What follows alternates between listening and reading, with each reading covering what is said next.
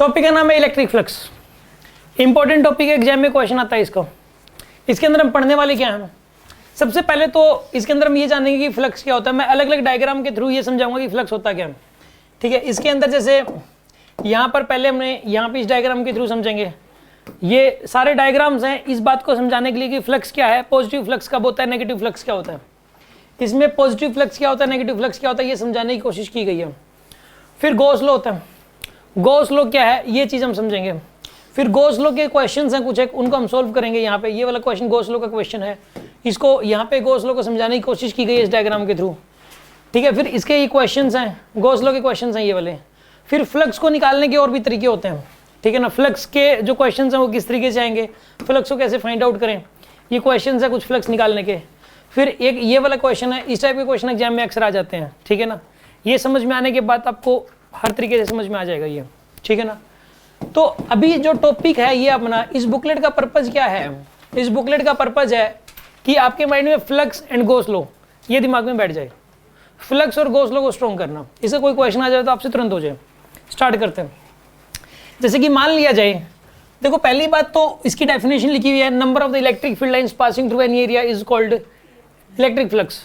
Sir ऐसी definition तो electric field की भी थी, उसमें यूनिट एरिया लिखा हुआ था। यहाँ पे अगर यूनिट एरिया एनी की जगह यूनिट लिख दें हम तो बन जाएगा इलेक्ट्रिक फील्ड, और एनी एरिया लिख दें तो बन जाएगा फ्लक्स। वो जरूरी नहीं है कि यूनिटी हो, कोई भी एरिया हो सकता है। मतलब ये हुआ कि फ्लक्स हमेशा एरिया से एसोसिएटेड पक्का होगा। आपको एग्जाम के अंदर एरिया जरूर दिया जाएगा, सीधा ये कभी भी नहीं बोलेगा कि फ्लक्स बताओ, ये जरूर बोलेगा कि इस एरिया में से पास करने वाला फ्लक्स बताओ। एग्जाम में कोई ये कह दे कि फ्लक्स बताओ तो आप सामने वाले से पूछ सकते हो कि सर किस एरिया से पास करने वाले फ्लक्स की बात हो रही है, ठीक है ना। यहां पर एरिया जरूर मेंशन होगा, it is always associated with area. ये बात समझ आ गई आपको, एरिया वर्ड जरूर आएगा। और ये होता है simply number of field lines, उस एरिया में से जितनी लाइनें पास कर रही है उनकी संख्या को ही हम लोग फ्लक्स कहेंगे। अब जैसे कि मान लो ये पॉजिटिव चार्ज है, इसमें से इलेक्ट्रिक फील्ड लाइन्स ऐसे निकल रही है। अब ये रिंग 1 है और ये रिंग 2 है, आइडेंटिकल रिंग्स हैं। अब मुझे एक बात बताइए, लाइंस ज्यादा किस में से निकल रही हैं, 1 में से या 2 में से? ज्यादा लाइनें 1 में से पास हो रही हैं। लाइनें 1 में से ज्यादा पास हो रही है तो सिंपल सी बात है, फ्लक्स 1 में से ज्यादा पास करेगा, 2 में से कम पास करेगा। Flux is denoted by phi. Flux को किसे डिनोट करते हैं बताइए, हम लोग फाई से डिनोट करेंगे। वैसे तो इसका जो प्रॉपर सिंबल है वो तो होना चाहिए फाई ई, ऐसे होना चाहिए, ठीक है। लेकिन यहाँ पे जरूरत नहीं, क्योंकि सिर्फ इलेक्ट्रिक फ्लक्स की बात है, सिर्फ फाई भी बोल जाएगा, बोल सकते हो आप। एक होता है मैग्नेटिक फ्लक्स, यहाँ पे उसका डिस्कशन नहीं होगा, वो तो आगे आएगा, तो वहाँ पर फाई भी होता है।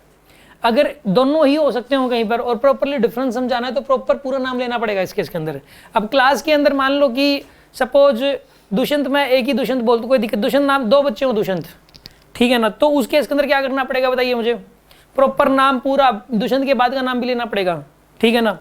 तो इसके अंदर यहाँ पर भी ऐसे ही है, मैग्नेटिक फ्लक्स सिर्फ फ्लक्स बोल दो चाहे, क्योंकि इलेक्ट्रिक फ्लक्स अंडरस्टूड होगा कि इलेक्ट्रिक फ्लक्स की बात हो रही है, ठीक है। और सिर्फ फाई लिख दो चाहे फाई ई लिख दो आप।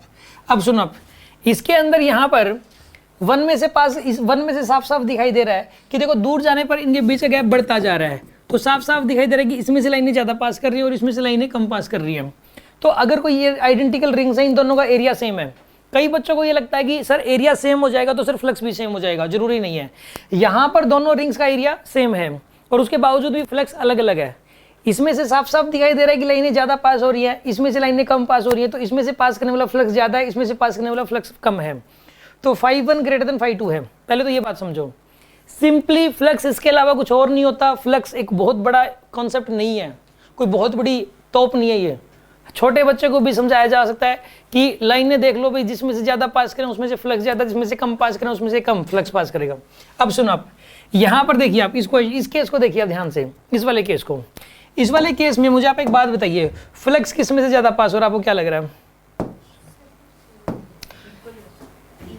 इसका एरिया छोटा है और इसका एरिया बड़ा है, ठीक है। रिंग 1 का एरिया छोटा है और रिंग 2 का एरिया बड़ा है। फ्लक्स आपको क्या लगता है किसमें से ज्यादा पास हो रहा है? अभी जो दिखाई दे रहा है उसके अकॉर्डिंग सेम। सेम क्यों? Number of field line same pass हो रही हैं।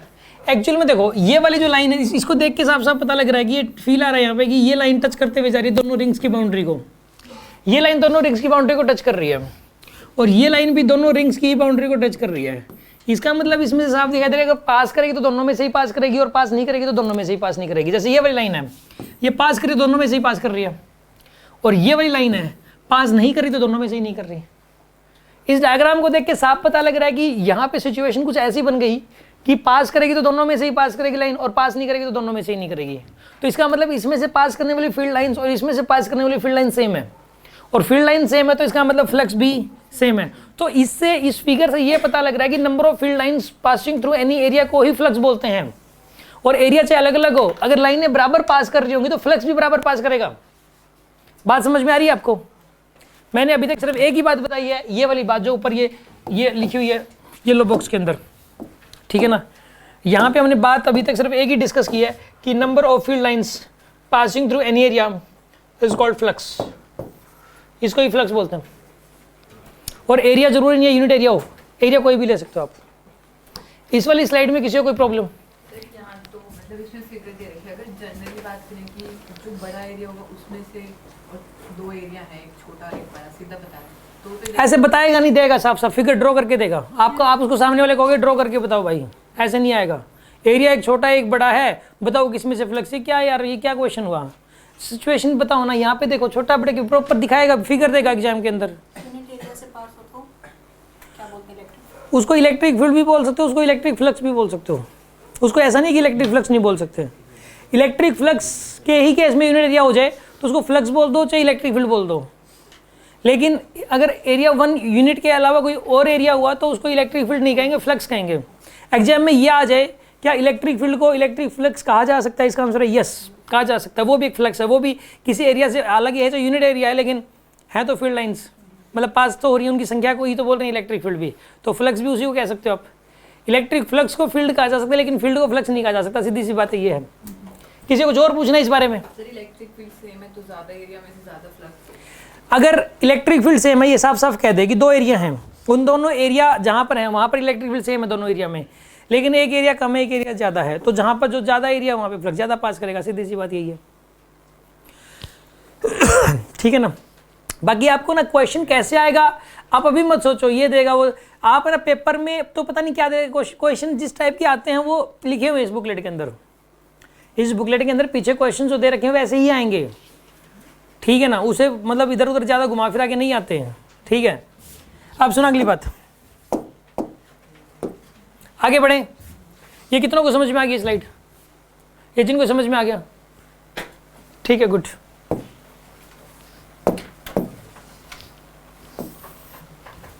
अब एक बात बताइए मुझे, इसमें ये फील्ड लाइंस ऐसे जा रही हैं भाई दबे किसी भी चार्ज की वजह से, ठीक है, पता नहीं कौन सा चार्ज है, उस चार्ज की वजह से फील्ड लाइंस इस तरीके से जा रही हैं ऐसे, ठीक है। अब मुझे बताइए आप, सर ऐसे जाना पॉसिबल नहीं होता ना, प्रैक्टिकली नहीं हो जाएगा। चार्ज को अजीब तरीके से फैला दो, पता नहीं कैसे कैसे, कहीं कहीं शेप ऐसी बना दो, कुछ इलेक्ट्रिक फील्ड ऐसे शेप सी बना दो, इलेक्ट्रिक फील्ड सीधी सीधी जाएगी, ऐसे ऐसे चार्ज फैला दो, कैसे पता नहीं। और यहाँ भी इधर भी उधर भी चार्ज वगैरह फैला फैलू कैसे लाइनें की जा सकती हैं?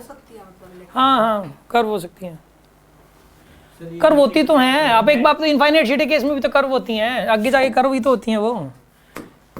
एक बात बताइए आप, जो इनफाइनाइट शीट होती है जहाँ तक के लिए वो इनफाइनाइट है वहाँ तक के लिए ठीक है। जैसे ये इनफाइनाइट शीट है, एक इनफाइनाइट शीट है, कुछ दूर तक तो ये इनफाइनाइट कहलाएगी। जहाँ तक इसकी लेंथ और ब्रेड्थ के कंपैरेटिवली आप कम दूर तक जाओगे तो इनफाइनाइट है, वहाँ तक के लिए तो सिग्मा बाय 2 एप्सिलॉन नॉट है, वहाँ तक तो इलेक्ट्रिक फील्ड यूनिफॉर्म होगा। अब लाइनें बिल्कुल ऐसे थोड़ी जाती रहेंगी, अब आगे जाके कहीं ना कहीं मुड़ेंगी इस तरीके से, ये ऐसे जाके मुड़ती हैं, तो ये देखो मुड़ तो गई, ये मुड़ तो नहीं गई, ये मुड़ तो गई लाइनें। सर ये इलेक्ट्रिक फील्ड की डायरेक्शन है ना कि इलेक्ट्रिक फील्ड लाइंस की, तो नेट इलेक्ट्रिक फील्ड तो कैसा भी हो सकता है। हाँ नेट इलेक्ट्रिक फील्ड तो कैसा भी हो सकता है, नेट इलेक्ट्रिक फील्ड ऐसा भी, लाइन ऐसे भी हो सकती है, पता नहीं चार्ज को कैसे रख दिया नेट इलेक्ट्रिक फील्ड। क्या कह रहे हो? ऐसे शार्प कॉर्नर नहीं लेगी कभी भी, ऐसे नहीं मुड़ती, इसने ऐसे बना दिया, शार्प कॉर्नर कभी नहीं लेती, ये रूल होता है। सर इलेक्ट्रिक फील्ड लाइंस नहीं, इलेक्ट्रिक फील्ड तो हो सकता है। शार्प टच नहीं है, वो नहीं होगा, मतलब फील्ड। सर यहाँ तक जहाँ तक मुड़ा नहीं है ना, वहाँ तक सिर्फ एक लाइन जा रही है उस तरफ, बट जहाँ पे मुड़ गया वहाँ पे कई है जिनका रिजल्टेंट उस तरफ आ रहा है, तो क्यों नहीं हो सकता? नहीं, रिजल्टेंट उन्हीं का रिजल्टेंट इस पॉइंट पे भी देखोगे और उस पॉइंट पे भी देखोगे, तो फिर यहाँ पे रिजल्ट, यहाँ पे तो डायरेक्शन इस तरफ है, फिर एकदम से डायरेक्शन इस तरफ हो जाएगी, ऐसे चार्जेस का सेट पॉसिबल नहीं है। ऐसे करके देखना कि उनका रिजल्टेंट पहले था, थोड़ा सा आगे चलते एकदम से चेंज हो गया रिजल्टेंट। मतलब पता है क्या होता है, अब जैसे कि सपोज यहाँ पॉजिटिव चार्ज है, एक बच्चे ने क्वेश्चन क्या पूछा कि सर एक पॉजिटिव चार्ज है ये वाला में, अब इस पॉजिटिव चार्ज की वजह से इलेक्ट्रिक फील्ड लाइन्स ऐसे होती हैं सर, ठीक है, और एक दूसरा पॉजिटिव चार्ज है सर, इसकी वजह से भी लाइनें इस तरीके से होंगी, ठीक है। एक रूल होता है कि electric field lines never intersect each other, कभी भी इंटरसेक्ट नहीं करेंगी, ठीक है ना, एक रूल होता है ये वाला। तो सर इसकी लाइन तो ऐसे गई और इलेक्ट्रिक फील्ड की लाइन ऐसे गई सर, तो ये करगी इंटरसेक्ट। तो इस केस के अंदर यार इंटरसेक्ट पता क्यों नहीं करेंगी यहाँ पे, क्या कह रहे हो, क्योंकि ये जिधर नेट इलेक्ट्रिक फील्ड है ना उस डायरेक्शन में अपने आप को उस हिसाब से मोड़ लेती हैं, ये डायरेक्शन यहाँ पे, ये मतलब स्ट्रक्चर चेंज हो जाएगा, यहाँ पे इलेक्ट्रिक फील्ड लाइन्स है ना ऐसे बन जाएंगी इसकी। आगे डाइपोल के दौरान बताऊंगा मैं आपको, इलेक्ट्रिक फील्ड लाइन्स की जो स्ट्रक्चर है वो चेंज हो जाएगा और जिधर रिजल्टेंट इलेक्ट्रिक फील्ड है उधर ही लाइन चली जाएगी नेट इलेक्ट्रिक फील्ड की डायरेक्शन में। जैसे कि सपोज इस पॉइंट पे इलेक्ट्रिक फील्ड इस तरफ है, इस पॉइंट पे इलेक्ट्रिक फील्ड इस तरफ है, इस पॉइंट पे इलेक्ट्रिक फील्ड इस तरफ है, तो इनको टच करवा दो आप ऐसे, ठीक है, इलेक्ट्रिक फील्ड लाइन ऐसे जाएगी फिर उसके इसके अंदर, ठीक है ना। और ये भी रूल होता है कि ये शार्प कॉर्नर कभी भी नहीं बनाती है, रूल है प्रॉपर, ये प्रॉपर बुक्स में लिखा हुआ है। एक इलेक्ट्रिक फील्ड लाइन का रूल होता है कि एक इलेक्ट्रिक फील्ड लाइन ऐसे मुड़ नहीं सकती, वो सीधी जाएगी। कहीं पर भी 10 चार्जेज हो चाहिए, उनके रिजल्टेंट इलेक्ट्रिक फील्ड लाइन बनेगी, फिर वो भी नहीं मुड़ सकती। अब मुझे कहीं भी मुड़ा हुआ दिखा दो ऐसे, एक के लिए रूल नहीं है, वो सबके लिए रिजल्टेंट इलेक्ट्रिक फील्ड लाइन। अगर मान लो कई सारे चार्जेस रख दो आप, यहाँ रख दिया, जैसे कि यहाँ पॉजिटिव चार्ज रख दिया आपने प्लस क्यू, यहाँ माइनस क्यू प्लस क्यू, कहीं अजीब से मतलब अजीब तरीके से डिस्ट्रीब्यूशन कर दो, कहीं कुछ भी रख दो, कहीं प्लेट रख दी, कहीं होलोस्फीयर, सॉलिड स्फीयर, इनफाइनाइट शीट, कहीं भी रख दिया अलग अलग। यहाँ तक जहाँ तक जा रही थी यहाँ पे एक पॉजिटिव चार्ज रखा था, उसकी वजह से उस तरफ जा रही थी, ठीक है, चलो यहाँ पॉजिटिव उसकी वजह से इस तरफ जा रही थी, हाँ, और जहाँ पे उसको मोड़ना है ना, हाँ, उस तरफ इतना बड़ा चार्ज रख दिया कि उसके सामने इसका इफेक्ट निकले। वो जो बड़ा चार्ज है उसका इफेक्ट यहाँ पे भी तो होगा, जहाँ जा रही थी ये, उस तरफ भी तो, यहाँ पे इफेक्ट नहीं आएगा इस बड़े चार्ज का, यहाँ पे भी तो इफेक्ट होगा फिर, या इसी बात पे एकदम से इफेक्ट आ गया इसका इफेक्ट तो हमेशा ही रहेगा, सराउंडिंग में हर जगह ही रहेगा। शीट रख देंगे, कहाँ रख दोगे शीट है, तो बिल्कुल वो होता है, वो शीट का इफेक्ट आएगा, हम देखते ही सामने, इसका शिफ्ट यहाँ इफेक्ट नहीं आएगा, इस शीट का आएगा इफेक्ट। यहाँ पे हम डिस्कस नहीं करते, हमारे कोर्स में नहीं, हम इसके सामने वाले पॉइंट पे ही डिस्कस करते हैं, लेकिन यहाँ चार्ज है तो इसका यहाँ इफेक्ट ना है, पॉसिबल ही नहीं है। यहाँ भी इलेक्ट्रिक फील्ड लाइन, यहाँ पे भी इलेक्ट्रिक फील्ड होता है यहाँ पे, हम निकाल नहीं सकते इसको, लेकिन होगा पक्का। ऐसे कैसे हो सकता है, यहाँ शीट रखी हुई है, यहाँ चार्ज रखा हुआ है इतना सारा, यहाँ इलेक्ट्रिक फील्ड ही नहीं है, उसकी वजह से हम सॉल्व इसके सामने वाले पॉइंटों पे हमारे कोर्स में है, इस पॉइंट पे हमारे कोर्स में ही नहीं है, प्रैक्टिकली पॉसिबल है। अरे नहीं है, इंसुलेटर रख देंगे सर, कुछ ही रख लो, आप बाद में डिस्कस करेंगे, आप रहने दो, मैं श्योर हूँ। आप जो है ना, मतलब इसके ऊपर मैंने बड़ा वर्कआउट किया हुआ है यार, ये जो रूल है रिजल्टेंट जैसे मर्जी चार्ज कॉन्फ़िगरेशन कर लो, शार्प कॉर्नर पॉसिबल ही नहीं है। ये जो है ना, ये स्टैंडर्ड रूल है, इसको कोई चेंज नहीं कर सकता, और इसमें मैंने भी सोच के देखा हुआ है, बहुत नहीं है पॉसिबल, ठीक है ना, मैं खुद बहुत सोच चुका, और आपको लगेगा कि नहीं सर ये ऐसे पॉसिबल, आप मेरे पास आ जाना, फिर नेट गूगल यूट्यूब हर जगह सर्च कर लेना, ठीक है ना, ऐसा पॉसिबल है क्या, तो वहाँ तो सही दिया हुआ मिलेगा ना कि due to any charge of configuration, due to many charges and different type of charge configuration, is this possible that electric field line, that resultant electric field line take a sharp corner, ऐसे लिख देना आप quora.com, और तरह तरह से मतलब लोगों के विचार आएंगे इस टॉपिक पे, बहुत सारे मिलेंगे आपको। हाँ, इलेक्ट्रिक फील्ड की डायरेक्शन भी शार्प कॉर्नर, आप इलेक्ट्रिक लाइन को छोड़ दो, इलेक्ट्रिक फील्ड की डायरेक्शन क्या शार्प कॉर्नर ले लेगा, शार्प चेंज एकदम से नहीं आएगा, नहीं हो सकता, ठीक है ना। एनीवे चलो खैर छोड़ो आप इसको। ये जो है ना, ये इस तरीके से ना, ये इलेक्ट्रिक फील्ड है ऐसे, ये कर्व, ये स्मूथ कर्व तो बनेगी, ये हो सकता है, मैं ये मान सकता हूँ, देखो ये चीज पॉसिबल है, ये चीज मैं मान सकता हूँ, लेकिन स्मूथनेस तो होगी, कर्वी शेप तो बनेगी, ठीक, कर्वी शेप बन सकती है, ठीक है।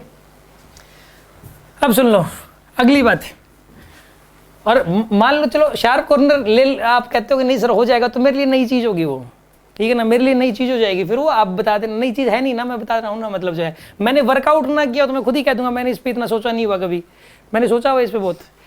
अब देखो, हाँ जी, अब मैं बात कर रहा था, इसके अंदर ना इलेक्ट्रिक फील्ड लाइन्स ऐसे जा रही हैं, इलेक्ट्रिक फील्ड ऐसे जा रही हैं, इस डायग्राम को देख के, सिर्फ इस डायग्राम को देख के आप मुझे ये बताओ, क्या फ्लक्स जो है ना किस में से ज़्यादा पास करेगा, आप नीचे से देख लोगे, मुझे पता है,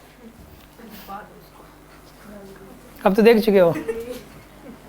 फ्लक्स बताइए सेम पास करेगा ना इन तीनों में से, क्यों सेम पास कर रहा है तीनों में से, ये देखो ये लाइन जो है ना टच करते हुए जा रही है तीनों को ही, टच कर रही है तो तीनों को ही टच कर रही है, ठीक है। ऐसे ही टच कर रही है तो तीनों रिंग्स को ही टच कर रही है, टच कर रही है तीनों को ही टच कर रही है, तो जो जाएगी तो इन तीनों में से ही जाएगी और नहीं जाएगी तो तीनों में से ही नहीं जा रही है। अब तो साफ साफ पता लग रहा है, इस डायग्राम को देख के साफ साफ पता लग रहा है कि फ्लक्स तीनों में से सेम पास कर रहा है। आगे बात समझ में आपको, ठीक है। और देखो यहाँ पे रिंग टेढ़ी मेढ़ी करके रखी हुई है, कोई ऐसे कोई ऐसे कोई ऐसे, टेढ़ी मेढ़ी रखी हुई, इससे फर्क नहीं पड़ता, नंबर ऑफ फील्ड लाइंस को ही बोलते हैं, ठीक है ना। इस बात को माइंड में सेट किया जा रहा है इन डायग्राम्स के थ्रू कि number of field lines passing through any area को ही फ्लक्स बोलते हैं, इसके अलावा और कुछ कोई नई बात नहीं है, यही है बस बेसिक बात। और यही सब कुछ बेसिक बात यही है और बड़ी बात भी यही है बस, कि number of field lines passing through any area is called flux, simple सी बात है। आगे बढ़े जी। अब एक चीज देखो, जो साइंटिस्ट लोगों ने डिफाइन किया ना जो चीजें, हम लोग तो वो बता रहे हैं इसके अंदर जो है ना, एक और चीज आप ये बात नोट करोगे कि अगर किसी भी बुक में बिल्कुल क्लियर कट मेंशन कर दे कोई बड़े बड़े अक्षरों में, बार बार वही चीज या रिपीट हो रही हो अलग अलग किताबों में, और क्लियर कट मेंशन हो, यूं नहीं है कि कोई स्पेशल केस में कोई स्पेशल कंडीशन लगा के, तो वो रूल होता ही है। आपको कई बार हमें ये लगता है कि यार वो रूल गलत तो नहीं है, इस केस में गलत हो जाएगा, उस केस में गलत हो जाएगा। तो मैंने पूरी जब मैं रिसर्च की पूरी R&D की, तो पता लगा नहीं यार किसी भी केस में गलत नहीं होता ये तो बुक्स में साफ साफ लिखा हुआ है हर जगह की रिजल्टेंट इलेक्ट्रिक फील्ड। देखो इलेक्ट्रिक फील्ड लाइन और रिजल्टेंट इलेक्ट्रिक फील्ड एक ही है, वो शार्प कॉर्नर नहीं लेता तो नहीं लेता। Electric field number of electric field क्या कह रहे हो, क्या नहीं? इलेक्ट्रिक फील्ड होता है number of electric field line, हाँ तो एक नंबर है, हाँ। उसको इलेक्ट्रिक फील्ड लाइन की जो प्रॉपर्टीज है उसको कैसे एक दूसरे के साथ जोड़ते मुझे क्वेश्चन समझ नहीं आया आपका क्या है, हैं? मतलब आप पहले तो ये बताओ शार्प कॉर्नर पे ही हो क्या, कुछ और नई चीज पूछ रहे हो आप मुझे? इलेक्ट्रिक फील्ड का हो सकता है, इलेक्ट्रिक फील्ड लाइन का नहीं हो सकता। आप कह रहे हो शार्प कॉर्नर इलेक्ट्रिक फील्ड का हो सकता है।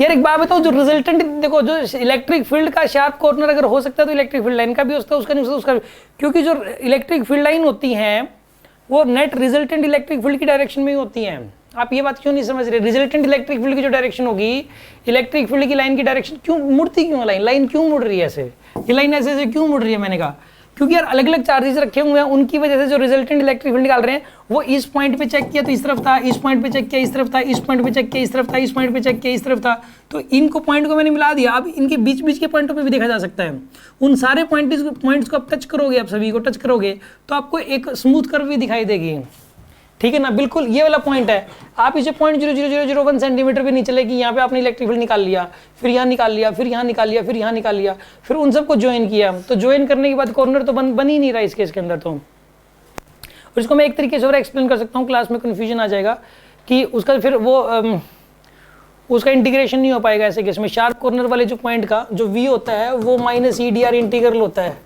ठीक है ना। इलेक्ट्रिक फील्ड को इंटीग्रेट करने से पोटेंशियल बनता है, तो जहाँ पे ऐसे कॉर्नर बनता है शार्प कॉर्नर, वहाँ पे इंटीग्रेशन ही पॉसिबल नहीं हो पाएगा, पोटेंशियल डिफाइंड नहीं होगा फिर उस जगह पे पोटेंशियल डिफाइंड नहीं हो जाएगा। फिर कई सारी चीज़ें हैं, आप जो है ना ये हम बाद में करेंगे इसको डिस्कशन, आप अलग से आ जाना।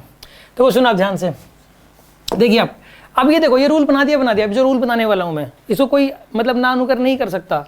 इसके अंदर सुनो, अब ये प्लस क्यू चार्ज है, ये एक 3D ऑब्जेक्ट है, 3D ऑब्जेक्ट है, कोई मतलब मैंने स्फीयर नहीं लिया, कोई भी शेप ले ली, ऐसे कोई पत्थर उठा लिया बड़ा सा, ठीक है ना, इस शेप का या किसी भी शेप का पत्थर उठा लिया आपने एक, और उस पत्थर को यहाँ पे रख दिया जी ऐसे, किसी भी शेप की उठा लो जरूरी नहीं है, ठीक है। मैंने जनरल शेप ली है ये वाली, स्फीयर नहीं लिया।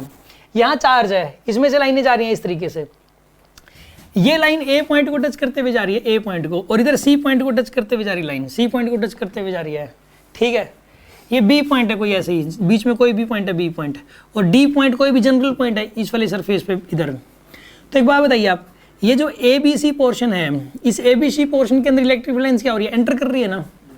ए बी सी पोर्शन के अंदर इलेक्ट्रिक फील्ड लाइंस एंटर कर रही हैं, एंटर कर रही हैं तो फ्लक्स नेगेटिव हो जाएगा। ए बी सी पोर्शन से पास करने वाला, ए बी सी पोर्शन से पास करने वाला फ्लक्स क्या हो जाएगा, जब लाइनें अंदर एंटर करें तो फ्लक्स नेगेटिव होता है, और जब लाइनें बाहर निकलें तो फ्लक्स पॉजिटिव होता है। तो ये ए डी सी पोर्शन है, इससे लाइनें बाहर निकल रही हैं तो फ्लक्स कैसा हो जाएगा, पॉजिटिव। तो देखो flux through A B C negative है, यहाँ पे flux through A B C A D C positive है। देखो साफ साफ लिखा है, when the flux enters a body then the flux is negative. 3D body होगी ना, 3D बॉडी है तो उसमें नेगेटिव फ्लक्स और पॉजिटिव फ्लक्स दोनों लिखोगे। अगर प्लेनर ऑब्जेक्ट दे दे कोई प्लेनर, तो ये कहते हैं इसमें से पास करने वाला फ्लक्स बताओ प्लेनर के केस में, तो सिर्फ बाहर निकलने वाला ही बताते हैं, ठीक है ना। अगर प्लेनर के केस में ही पूछेगा बहुत सारी जगह तो सिर्फ बाहर निकलने, ऐसे तो हमेशा ही जीरो हो जाएगा किसी भी चीज़ में से पास। प्लेनर में लाइनें एंटर भी करती हैं और बाहर भी निकलती हैं, इसमें भी हम तो अंदर जा रही हैं तो इसीलिए नेगेटिव ही लेंगे, तो फिर बाहर भी तो निकल रही हैं, फिर जीरो ही हो जाएगा। हाँ जीरो हो जाएगा, वही तो हर चीज़ में से जीरो ही होता है वैसे तो, टोटल फ्लक्स तो जीरो ही पास करता है किसी बॉडी में से, क्योंकि लाइन जितनी एंटर, इसमें भी टोटल फ्लक्स जीरो, देखो फाई नेट जीरो, जितना एंटर किया उतना ही बाहर निकल गया।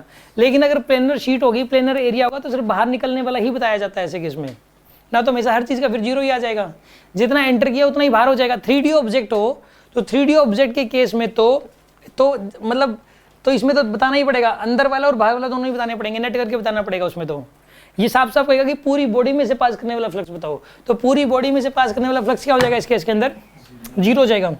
ये नेगेटिव फ्लक्स है, एंटर कर रहा है लाइनें और यहाँ पे लाइनें बाहर निकल रही हैं, तो फ्लक्स पॉजिटिव है, तो नेट फ्लक्स जीरो है। ये वाली स्लाइड समझ, वो आगे समझ में आएगा प्लेनर वगैरह।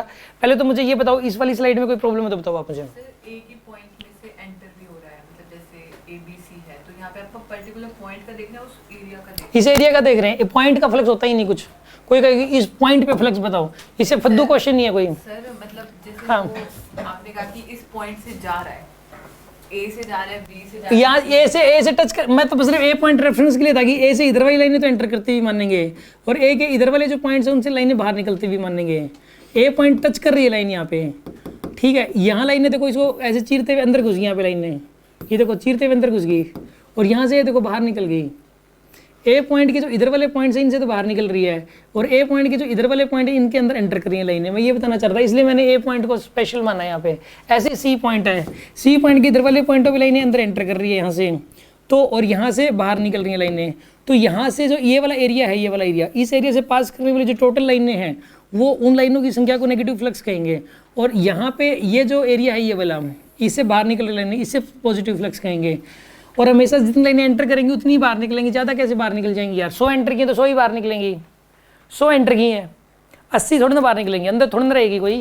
ये लाइनें तो बहुत लंबी हैं, हमेशा जाती रहेंगी, दुनिया की हर चीज़ में से क्रॉस कर सकती हैं, कभी रुकती थोड़ी ना ऐसे टकरा के बीच में कहीं रुक गया, ऐसा थोड़ा ना होता है कभी। लाइन अंदर एंटर किया तो बाहर तो पक्का निकलेगी वो लाइन, ठीक है, ऐसा हो ही नहीं सकता। और जिस लाइन ने एंट्री नहीं किया वो बाहर क्या निकलेगी फिर।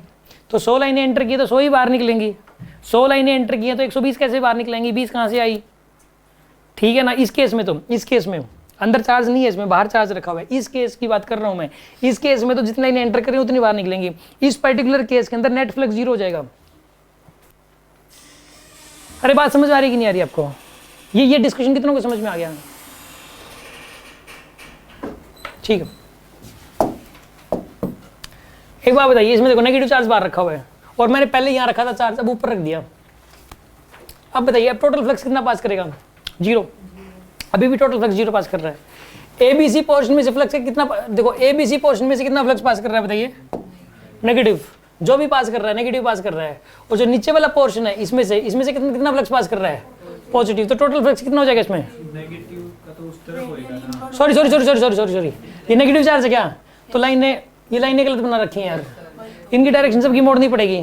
डायरेक्शन मोड़ दो आप सबकी। फिर ये भी नेगेटिव तो फिर नेगेटिव फिर अंदर जाएगा, पॉजिटिव नहीं फिर आएगा। ADC वाला पॉजिटिव, एडीसी वाला तो क्या पॉजिटिव, ये लिख सही रखा है नहीं, एडीसी वाला हो जाएगा नेगेटिव। एडीसी वाला कितना हो जाएगा यहाँ पे? नेगेटिव। ये तो नेगेटिव लिख लो और ये क्या लिख लोगे आप? पॉजिटिव। और ये फाई नेट हो जाएगा जीरो। फिर वहाँ पे भी एंटर आ जाएगा ना, when flux enters a body. हाँ कर लो यार अपने हिसाब से, ठीक है, आप समझ गए होंगे बात कहानी को। लाइनों की डायरेक्शन उल्टी कर लो यार सबकी, ये एरोज काट के एरोज ठीक कर लो इनको।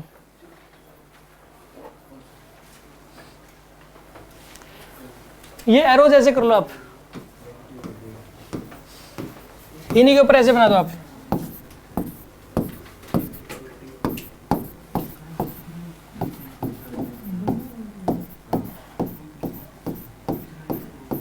अब लिख लो आप, फ्लक्स थ्रू एडीसी कितना है यहाँ पे? नेगेटिव। और फ्लक्स थ्रू एबीसी क्या आएगा? पॉजिटिव। और फाई नेट क्या हो जाएगा इसमें? जीरो। ये लिख लो बस आप, हो गया। इसको डाउट है किसी के मन में? आगे बढ़े। अब सुनो, गोस ने एक बात बताई।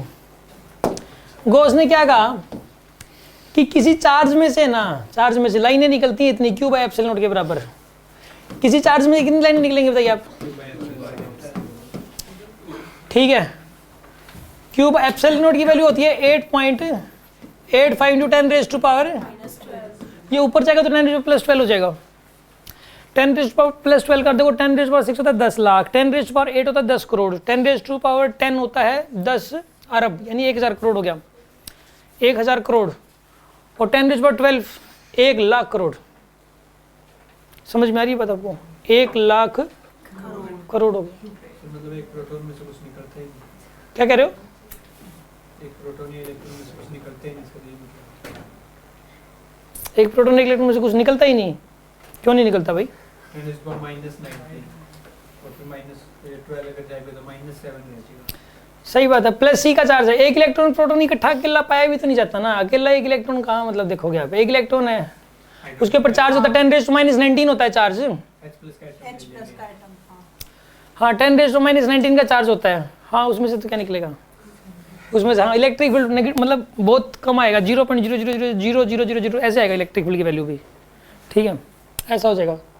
1 लाख करोड़, जब धीरू अंबानी मरा था ना तब इतने रुपए छोड़ के गया था वो मुकेश अंबानी के लिए, 90,000 करोड़, शायद 90,000 करोड़, ये लगभग 1 लाख करोड़ हो गए, अब वो मल्टीप्लाई हो रहे हैं।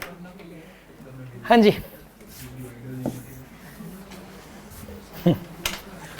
हाँ जी, मैं क्या बता रहा था आपको इसके अंदर, सुना आप? हाँ उसने क्या बताया इसके अंदर, घोष ने, कि अगर एक पॉजिटिव चार्ज है तो इसमें से जो लाइनें निकलेंगी ना, ये जो लाइनें निकलेंगी, इन लाइनों की संख्या कितनी हो जाएगी? Q by epsilon not. ये लाइनों की संख्या बहुत ज्यादा है, और ये लाइनें ना देखो, अब ये चार्ज है तो इस एरिया में से कितनी लाइनें पास करेंगे? अब ये चीज को बंद कर दिया, चार्ज को, पॉजिटिव चार्ज को अगर बंद करोगे स्फेरिकल शेप से, ये स्फेरिकल शेप है, इसे बंद कर दिया, इसको चारों तरफ से ऐसे क्लोज कर दिया, तो कितनी लाइनें बाहर निकलेंगी इसमें से? इतनी निकलेंगी क्यू बाय एप्सिलॉन नॉट। समझ में आ रही है बात आपको? तो किसी चार्ज में से भी इतनी निकलती है, और उस चार्ज को बंद कर दें तो भी उस चार्ज में से फ्लक्स, अब सिर्फ बाहर आ रहा है चार्ज, सिर्फ चार्ज ही बाहर आ रहा है इसके अंदर। तो समझ आ रही है बात आपको? चार्ज बाहर आ रहा है, ये इसका जो ये सरफेस है, ये सरफेस से सिर्फ बाहर आ रहा है, तो पॉजिटिव फ्लक्स, तो फ्लक्स कैसा रहेगा? सिर्फ पॉजिटिव फ्लक्स कैसा रहेगा इसमें?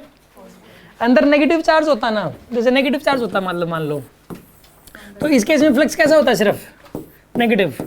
यार मैं ये बताना चाह रहा हूँ कि अगर चार्ज आउटर में रखा हो यहाँ कहीं तो 0 फ्लक्स पास करेगा, बाहर में चार्ज रखा हो तो, और अंदर में चार्ज रखा हो तो ये देखेंगे पॉजिटिव है कि नेगेटिव है। अंदर पॉजिटिव चार्ज है तो फ्लक्स पॉजिटिव पास करेगा, और अगर अंदर नेगेटिव चार्ज है तो नेगेटिव फ्लक्स पास करेगा। समझ में बात आई कि नहीं आई आपको? शेप से कोई भी हो, मैटर नहीं करती शेप। अब सुनो ध्यान से, अगला ये केस देखो, इसे समझ में आएगी बात। ये एक प्लस क्यू का चार्ज है, ये एक प्लस क्यू का चार्ज है, इसको एक बॉक्स में बंद कर दिया, ठीक है, तो इसमें से फ्लक्स कितना पास करेगा? Q by epsilon not. कितना पास करेगा इसमें से? और इस बॉक्स के बाहर एक स्फीयर लगा दिया, उस बॉक्स को भी स्फीयर के अंदर बंद कर दिया।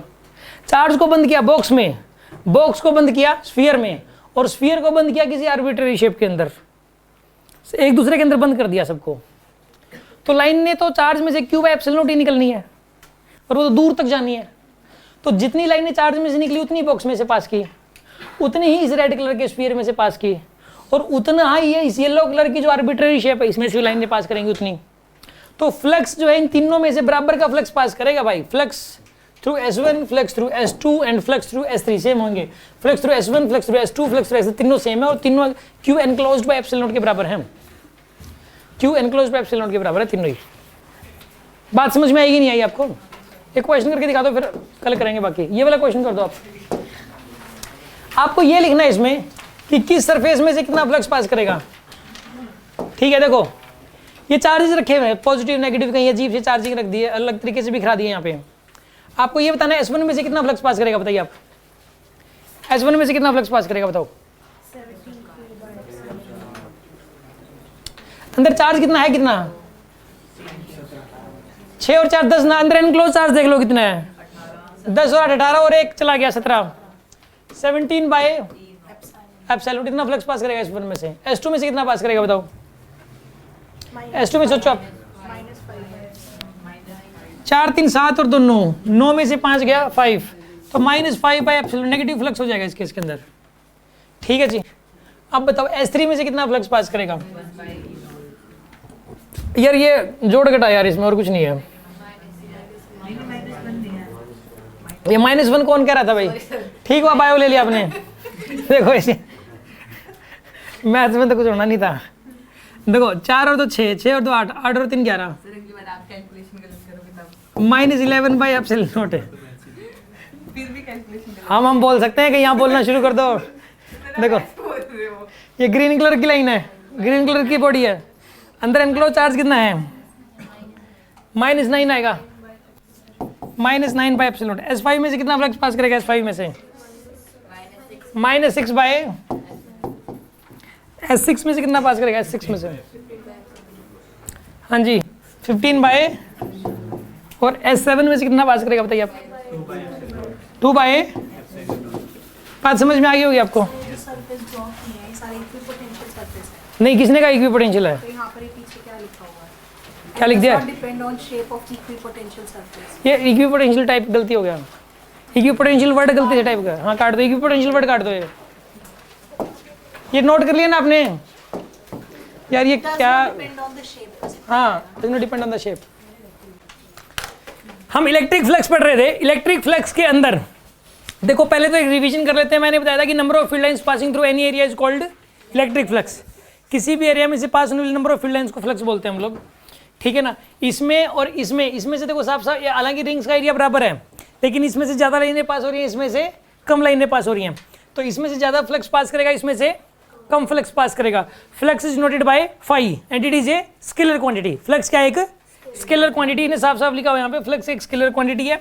और यहाँ पर इसमें से ज़्यादा लाइनें पास हो रही तो फ्लक्स ज़्यादा पास करेगा, इसमें से लाइनें कम पास हो रही तो कम फ्लक्स पास करेगा। इन दोनों का एरिया अलग अलग है, लेकिन इसमें साफ साफ दिखाई दे रहा है कि कोई लाइन इसमें से पास करेगी तो वो इसमें से भी पास कर रही है, और जो लाइन इसमें से पास नहीं कर रही वो इसमें से भी पास नहीं कर रही। इसमें साफ साफ दिखाई दे रहा है इस फिगर में कि जितनी लाइनें 1 से एसोसिएटेड है उतनी ही लाइनें एरिया 2 से एसोसिएटेड है। नंबर ऑफ लाइन्स बराबर पास कर रही हैं, तो फ्लक्स भी बराबर पास करेगा दोनों में से, ठीक है। अब सुनो, यहाँ पर ये ना लाइन टेढ़ी मेढ़ी हैं, ऐसे टेढ़ी लाइनें हो सकती हैं, ठीक है। इसमें ना ये रिंग्स अलग अलग तरीके से रखी हुई है, यानी कि अलाइनमेंट अलग अलग है। कोई ऐसे रखी हुई है, कोई इस तरीके से, कोई इस तरीके से, अलग अलग तरीके से रखी हुई हैं। लेकिन यहाँ पे इस फिगर को देख के ये पता लग रहा है कि लाइनें तीनों में से बराबर बराबर पास करी है, उनकी संख्या बराबर बराबर है। और लाइनें अगर बराबर बराबर पास करनी है तो फ्लक्स भी बराबर बराबर पास करेगा। φ1 = φ2 = φ3 आएगा। यहाँ पे समझ में आई बात कि नहीं आई आपको? कोई डाउट है किसी के मन में? अब सुन लो, यहाँ पर इसके अंदर ये पॉजिटिव चार्ज है, यहाँ पे एक 3D ऑब्जेक्ट रखा हुआ है। तो 3D ऑब्जेक्ट अगर है तो नेगेटिव फ्लक्स भी देखते हैं हम लोग, पॉजिटिव फ्लक्स भी देखते हैं 3D ऑब्जेक्ट के केस में तो सिर्फ, ठीक है ना। अगर लाइनें अंदर एंटर कर रही है तो नेगेटिव फ्लक्स, और बाहर निकल रहा है तो पॉजिटिव फ्लक्स, ठीक है। यहाँ पे ABC पोर्शन में लाइनें अंदर एंटर कर रही हैं और ADC पोर्शन में से लाइनें बाहर निकल रही हैं, तो ABC लाइन से पास करने वाला फ्लक्स नेगेटिव होगा और ADC पोर्शन से पास करने वाला फ्लक्स पॉजिटिव होगा। जितनी लाइनें एंटर कर रही हैं उतनी ही बाहर निकल रही हैं, तो इसलिए टोटल फ्लक्स यहाँ पे 0 हो जाएगा। वैसे रूल होता है कि अगर कोई 3D ऑब्जेक्ट है तो बाहर कितने भी चार्ज क्यों ना रखे हों और उनकी वैल्यू चाहे कुछ भी क्यों ना हो, और वो चाहे पॉजिटिव हो चाहे नेगेटिव हो, उनकी वजह से नेट फ्लक्स 0 ही पास करेगा। बाहर से पॉजिटिव चार्ज रख दिया, अब अगले केस में मैंने बाहर नेगेटिव चार्ज रख दिया, यहाँ पे अगर नेगेटिव चार्ज भी रख देंगे तो भी इसमें से नेट फ्लक्स 0 ही पास करेगा, ठीक है ना। और वो यहाँ रख दो नेगेटिव चार्ज, यहाँ रख दो, यहाँ रख दो, यहाँ रख दो, यहाँ रख दो, चाहे पॉजिटिव चार्ज रख दो, कहीं भी रख दो, और उसकी वैल्यू कितनी भी कर दो, 1 कूलम कर दो चाहे 100 कूलम कर दो। मतलब मैं ये वाली जो स्लाइड है और इसे पिछले वाली, इन दोनों स्लाइड्स का जो कंक्लूजन है वो ये है कि अगर एक 3D ऑब्जेक्ट है और बाहर चार्ज रखा हुआ है बाहर, और उसकी वैल्यू चाहे कुछ भी हो, 1 कूलम हो, 100 कूलम हो, 200 कूलम हो, बाहर अगर चार्ज रखा हुआ है, चाहे वो पॉजिटिव रखा हुआ हो चाहे वो नेगेटिव रखा हुआ हो, तो नेट फ्लक्स कितना पास करता है? 0। नेट फ्लक्स 0 पास करता है। तो यहाँ पे देखो नेगेटिव चार्ज रखा हुआ है, ये जो ADC जो पोर्शन है इसमें से पास कैसा फ्लक्स पास करेगा? नेगेटिव, क्योंकि अंदर एंटर करी लाइनें। और ये वाला जो पोर्शन है ABC, इसमें से लाइनें बाहर निकल रही हैं, लाइनें बाहर निकल रही है तो फ्लक्स कैसा पास करेगा? इसमें से पॉजिटिव फ्लक्स पास करेगा। हाँ जी, कोई डाउट है किसी के मन में? अब सुन लो अगली बात। एक ये बात बताई गई थी, किसी चार्ज पार्टिकल में से जो लाइनें निकलते हैं उनकी संख्या कितनी होती है? Q enclosed by epsilon not लाइनें होती हैं।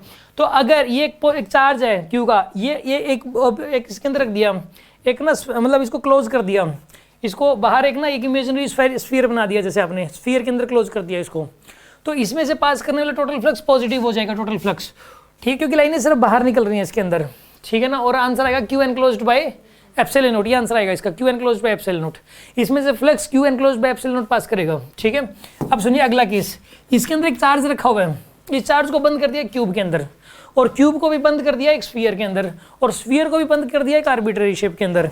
यहाँ पर तीनों में से पास करने वाला जो फ्लक्स है, तीनों में से पास करने वाला फ्लक्स सेम होगा, ठीक है ना, क्योंकि इसके अंदर भी क्यूब के अंदर एनक्लोज चार्ज क्यू है, और इस स्फीयर के अंदर भी एनक्लोज चार्ज क्यू है, और इस आर्बिट्रेरी शेप के अंदर भी एनक्लोज चार्ज क्यू है। समझ आ रही है बात आपको? और जरूरी नहीं है इसको सेंटर पे ही रखना है, सेंटर थोड़ा साइड में रख दो, बस क्यूब के अंदर होना चाहिए। सेंटर से जैसे क्यूब है, मतलब मान लो यहाँ पे मैं ये कहूँ कि सपोज एक क्यूब मैंने बना दिया यहाँ पर ऐसे, ठीक है, ये क्यूब बना दिया, और चार्ज मैंने रख दिया, सेंटर पे नहीं रखा, यहाँ थोड़ा सा साइड में रख दिया, कहीं थोड़ा सा ऊपर उठा के रख दिया सेंटर से, लेकिन अंदर ही अभी भी, कहाँ है ये अभी भी अंदर ही रख दिया, यहाँ की वजह से कहीं रख दो यार, अंदर रखना है मतलब, तो फ्लक्स कितना पास करेगा, क्यू बाय एप्सिलॉन नॉट ही पास करेगा। चार्ज अंदर जरूरी नहीं है सेंटर पे, कई बच्चों को ये डाउट रहता है कि सर सेंटर पे ही होना चाहिए, सेंटर पे होना जरूरी नहीं है बिल्कुल भी। तो तीनों केसेस में फ्लक्स जो है वो सेम पास करेगा, और Q enclose by epsilon not flux pass करेगा। हाँ जी, कोई डाउट है किसी के मन में? अब सुनो अगला केस, यहाँ पे एक क्वेश्चन था, ये वाला क्वेश्चन हमने सोल्व किया, और इस क्वेश्चन से मैंने ये समझाने की कोशिश की थी कि कोई भी अगर क्लोज सरफेस है, ठीक है ना, और उसमें से पास करने वाला फ्लक्स निकालना हो, उसमें से पास करने वाला फ्लक्स निकालना हो, अगर कोई भी क्लोज सरफेस है और उसमें से पास करने वाला फ्लक्स निकालना हो, तो अंदर ये देख लेते हैं कि एनक्लोज चार्ज कितना है, ठीक है ना, और उसकी शेप जैसे मर्जी हो। ये वाला जो इसको ना मैं ऐसे, ये जो ये कलर है जैसे पीले कलर का, ये इसको मैं, इसको जो है ना यहाँ पर, इनको मैं चारों को चाहे ऐसे बंद कर दूँ, ऐसे बंद कर दूँ। अभी इस पीले वाले में से जो जितने चार्ज है पीले वाले के अंदर, अब मैं जो हरे वाला बनाया इसके अंदर भी उतने ही चार्ज हैं, ठीक है। तो इस पीले वाले में से जितना टोटल चार्ज है इसके अंदर, इस हरे वाले में उतना ही टोटल चार्ज है, तो इस हरे वाले में से और इस येलो वाले में से फ्लक्स सेम पास करेगा। आगे बात समझ में? मतलब अंदर किस पोजीशन पे रखा हुआ है ये मैटर नहीं करता, अंदर किस पोजीशन पे रखा हुआ है। जैसे ये क्लोज सरफेस है, यहाँ पे चार्ज 4 कूलम चाहिए, यहाँ रख दो 4 कूलम, और यहाँ की बजाय से यहाँ रख दो, इसमें से पास करने वाला फ्लक्स कितना हो जाएगा, 4 बाय एप्सिलॉन नॉट। समझ में आ रही है बात आपको? मतलब अगर कोई भी क्लोज सरफेस हो तो आप ये देख लिया कर लो कि अंदर एनक्लोज चार्ज कितना है, और डिवाइड बाय एप्सिलॉन नॉट कर दिया करो, उतना फ्लक्स पास करेगा उसमें से। ये कोई डाउट है किसी के मन में? आगे बढ़े ना इसमें। अब सुन लो अगली बात। अब ये क्वेश्चन है, देखिए आप, इस वाले क्वेश्चन में ये बोला गया है कि इन तीनों में से पास करने वाला फ्लक्स बताओ आप, ठीक है। एक तो S1 सरफेस है ये वाला, एक S2 सरफेस है रेड कलर का, और एक S3 सरफेस है वाइट कलर का। इन तीनों में से पास करने वाला आपको फ्लक्स बताना कितना हो जाएगा, कैसे करें बताइए इसमें? आप बताइए, कोई बताएगा इसका आंसर? जो बता सकते हैं हाथ खड़े कर लो, जो बता सकते हैं इसका आंसर, जो इसका आंसर बता सकते हैं, क्या आंसर आएगा? हाँ जी कशिश बताओ। Good, Q by epsilon not आएगा। कैसे आया क्यू बाय एप्सिलॉन बताओ? एनक्लोज कहाँ पर है, चारों तरफ से बंद कहाँ पर है वो चार्ज? खुला पड़ा है, यहाँ से भी तो लाइनें निकल के ऐसे जाएंगी, खुला पड़ा है चार्ज, तो एनक्लोज चार्ज होना चाहिए, चारों तरफ से बंद होना चाहिए, तभी क्यू एनक्लोज पे एप्सिलॉन नॉट लगाओगे आप। अब तो ये खुला पड़ा है, ठीक है ना। अब बताना है, कितने स्टूडेंट बता सकते हैं, हाथ खड़े करें। हाँ जी आप बताओ। Q by 2 एप्सिलॉन नॉट, क्योंकि ठीक है, क्यों Q by 2 एप्सिलॉन नॉट क्यों आएगा? वाई? क्योंकि आधा ही मतलब इसका फ्लक्स जा पा रहा है ना सरफेस में से, तो आधा तो बिल्कुल। ये जो येलो कलर का स्फीयर है ना, हेमिस्फीयर है एक हेमिस्फीयर, एक ऐसा स्फीयर ऊपर भी बना दो आप, आइडेंटिकल बना दो बिल्कुल। जो ये नीचे वाला है ऐसा ऊपर बना दो आप, ठीक है ना। जैसा स्फीयर नीचे है वैसा ही हेमिस्फीयर ऊपर बना दो। अब इस पूरे स्फीयर में से कितना फ्लक्स पास करेगा? Q by epsilon naught, q by, और ये सेंटर पे रखा हुआ बाय द वे स्फीयर के, यानी कि बाय सिमेट्री, ऊपर वाले आधे में से जितना फ्लक्स पास करेगा नीचे वाले आधे में से उतना ही फ्लक्स पास करेगा, ठीक है ना। तो यहाँ पर ऐसे लाइनें जाएंगी,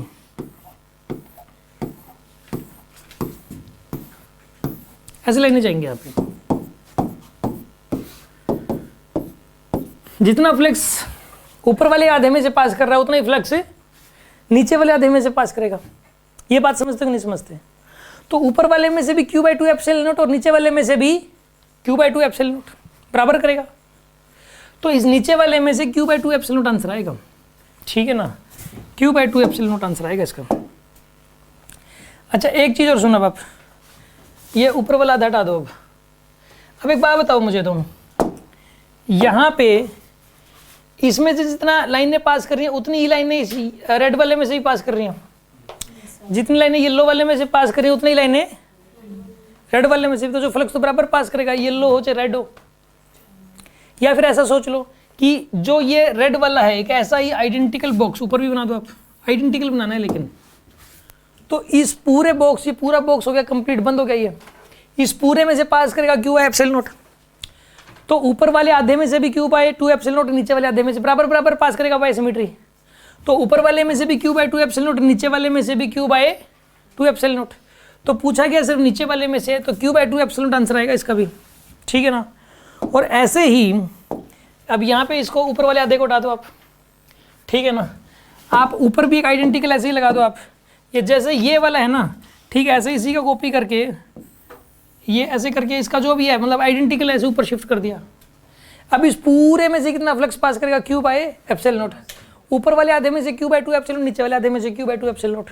तो इस प्रकार हम कह सकते हैं कि येलो वाला, ये रेड वाला और व्हाइट वाला, तीनों में से क्यू बाय 2 एप्सिलॉन नॉट का फ्लक्स पास करेगा। आंसर लिख लो इसका, इसका जो आंसर आएगा वो आएगा, फ्लक्स कितना पास करेगा बताइए यहाँ पे, क्यू बाय 2 एप्सिलॉन नॉट, तीनों में से सेम पास करेगा। इसका भी क्यू बाय 2 एप्सिलॉन नॉट, इसका भी क्यू बाय 2 एप्सिलॉन नॉट और इसका भी क्यू बाय 2 एप्सिलॉन नॉट, तीनों का लिख लो। ये इस बात समझ में आएगी नहीं आई? ये कितनों को समझ में आ गया? गुड।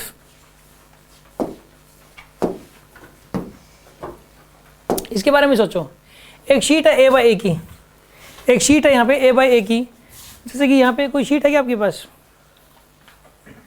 कोई शीट दे दो, चलो यही शीट है, ए बाय ए की शीट है ये वाली, ठीक है, ए बाय ए की शीट है, ए स्क्वायर शीट है, सेंटर से ए बाय 2 डिस्टेंस पे चार्ज रखा हुआ है। सेंटर से कितने डिस्टेंस पे रखा हुआ है, ए बाय 2। ये ए बाय ए की शीट है, इसके सेंटर से ए बाय 2 की डिस्टेंस पे चार्ज रखा हुआ है क्यू का। आपको ये बताना है इस चार्ज की वजह से बाहर कितना फ्लक्स बाहर आएगा, इससे बाहर की तरफ कितना फ्लक्स होगा, ठीक है ना, कितना फ्लक्स बाहर निकलेगा इसमें से। सोचिए आप, जो बता सकते हैं हाथ खड़े कर लो आप। Find the flux coming out from the square sheet due to plus q charge placed at a by 2 distance from the centre of sheet.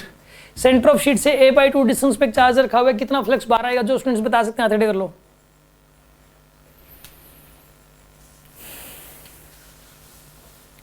हाँ जी, क्यू बाय 6 एप्सिलॉन कैसे है, इसको सर क्लोज सरफेस बनाने के लिए क्यूब बना देंगे, ठीक है, पूरे से क्यूब बाय एप्सिलॉन है तो एक साइड से क्यूब। बिल्कुल सही बताया। देखो पता क्या करना है इसको, आप ऐसा करो, इसके लिए एक बार ये बुकलेट दो,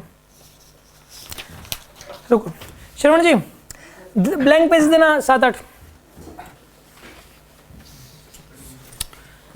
इसके अंदर इसको ना थोड़ी फॉर्मेशन करनी पड़ती है। देखो वो क्वेश्चन बेहद आसान होंगे जिसमें क्लोज सरफेस दे रखा होता है, जैसे पहले जो क्वेश्चन हमने किया था उसमें क्लोज सरफेस थे वो, ठीक है। इसमें ना क्लोज सरफेस नहीं दे रखा, तो इसमें पहले क्लोज करना पड़ेगा, बिकॉज हमारे कोर्स में गॉस लॉ है और गॉस लॉ के अंदर क्लोज सरफेस के लिए वैलिड है वो। गॉस लॉ किसके लिए वैलिड है, तो ये तो सिंगल शीट है, क्लोज कहाँ है, तो फिर कुछ ना कुछ सिमेट्री लगानी पड़ेगी उसके इसमें। यहाँ पर मैंने क्या किया सुनो आप, एक शीट है ए बाय की शीट है ये वाली, मान लो, वैसे तो प्रॉपर स्क्वायर शीट नहीं है ये, लेकिन मान लो स्क्वायर शीट है, यहाँ से ए बाय 2 डिस्टेंस पे चार्ज रखा हुआ है, ठीक। अब क्या करो, ई शीट को आप होल्ड करो, यहाँ पे खड़े हो जाओ, आप खड़े होकर होल्ड कर लो और थोड़ा सा इधर आ जाओ ताकि ये शीट कैमरे में दिखे, आपको तो हाथ भी नहीं पहुँच रहा, ठीक है। अब सुनो, इसके अंदर जो है ना, यहाँ पे अब आ जाओ, या आप यहाँ जाओ, यहाँ जाओ आप, नहीं आएगा, क्यों आएगा माइनस, बताओ माइनस क्यों आएगा। आप इसको ऐसे होल्ड करो, क्या माइनस 3D के लिए आता है, क्या कह रहे हो, 3D के लिए आएगा। ये सोच रहे कि जितना अंदर एंटर करेगा उतना बाहर निकलेगा। ये प्लेनर शीट है, इसमें सिर्फ बाहर निकलने वाला बताना है आपको, प्लेनर शीट में, ठीक है ना, प्लेनर शीट में सिर्फ बाहर निकलने वाला बताना होता है, ठीक है। अब हाँ जी, रखा आपने, इसके अंदर आप थोड़ा सा इधर ले आओ इसको, हाँ बस, ये ए बाय ए की शीट है, यहाँ सेंटर से ए बाय 2 डिस्टेंस पे चार्ज रखा हुआ है चार्ज, यहाँ पे एक शीट और लगा दी, और ये वाली जो शीट है इस चार्ज से कितने डिस्टेंस पे, ये शीट ए बाय 2 की डिस्टेंस पर है, ठीक है, यहाँ तक। अब सुनो, इसको होल्ड कर लो, बीच में चार्ज रखा हुआ है दोनों के बीच में, ठीक है, इससे भी ए बाय 2 डिस्टेंस, इससे भी ए बाय 2 डिस्टेंस पे। तीसरे हाथ से इसको पकड़ लो, इसको ऐसे होल्ड करके रखना, पक्का ये कागज गिरना नहीं चाहिए, गिर गिर देख लेना आप, नहीं गिरेगा ना, ठीक है। इसमें ना अब ये जो शीट है, ये देखो सुन आप, ये शीट है ए बाई की, इससे भी ये जो चार्ज रखा हुआ है इससे कितने डिस्टेंस पे है नीचे, a/2 पे। अब सुनो आप, यहाँ पे भी एक शीट रखी हुई है, यहाँ पे चार्ज सेंटर में चार्ज रखा हुआ है, इससे कोई पकड़ो। अब एक शीट जो रखी हुई है इसमें, यहाँ पे रखी हुई है, ये पास पास कैसे आ रही है, ये एक यहाँ रख दी, ठीक है, ठीक है, आप समझ गए, चारों तरफ से इसको बंद कर दिया। इस केस के अंदर जो है ना, आप समझ गए होंगे, यहाँ पे जैसे कि ये चार्ज था, ये शीट थी, एक शीट मैंने इधर रखी, एक शीट ऊपर रखी, एक शीट मैंने नीचे रखी, एक शीट इस साइड और एक साइड पीछे से, इसको बंद कर दिया चारों तरफ से बंद कर दिया, एक क्यूब बन गया। और चार्ज कहाँ पे रखा हुआ है, उसके सेंटर पे चार्ज रखा हुआ है। सेंटर पे अगर चार्ज रखा हुआ है तो ये बताइए पूरे क्यूब में से कितना फ्लक्स पास करेगा, अब क्यू बाई एप्सिलॉन नॉट। तो एक फेस में से कितना, और बराबर बराबर बाई सिमेट्री, क्योंकि सेंटर पे रखा हुआ है, तो बाई सिमेट्री हर फेस में से बराबर फ्लक्स पास करेगा, बाई सिमेट्री हर फेस में से बराबर फ्लक्स पास करेगा, क्योंकि सबसे इक्वल डिस्टेंस पे तो है यार, सबके सेंटर से बाई 2 डिस्टेंस पे तो है, इस वजह से बराबर बराबर फ्लक्स पास करेगा। तो एक फेस में से पास करने वाला फ्लक्स कितना हो जाएगा, क्यू बाई 6 एप्सिलॉन नॉट। इसका आंसर आएगा, लिख लो आप इसका आंसर आएगा flux Q by 6 epsilon not. This is the answer यार। कोई डाउट है किसी के मन में? आगे बढ़े जी, ये कितना को समझ में आ गया? Okay good. अब सुनो अगली बात,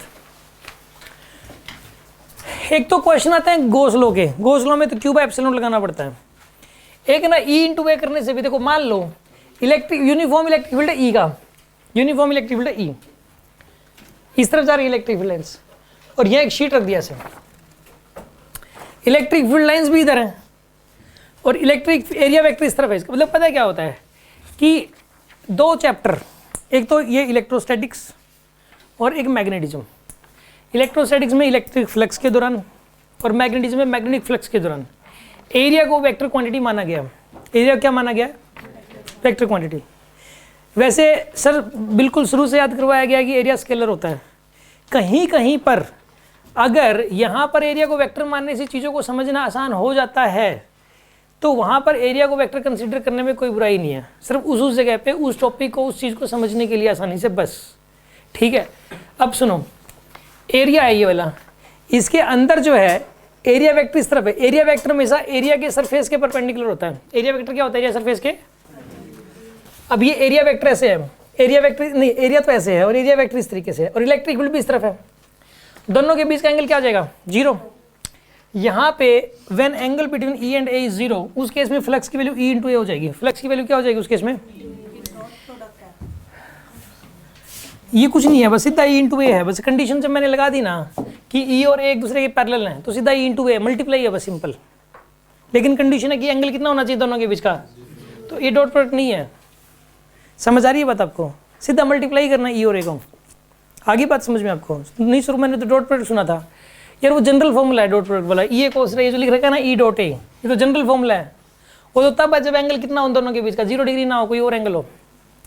अगर सीधा 0 डिग्री एंगल हुआ तो डॉट, हालांकि ये वाला फॉर्मूला इसी से निकल के आया, इसी में थीटा की वैल्यू 0 पुट करो, cos 0 1 हो जाएगा।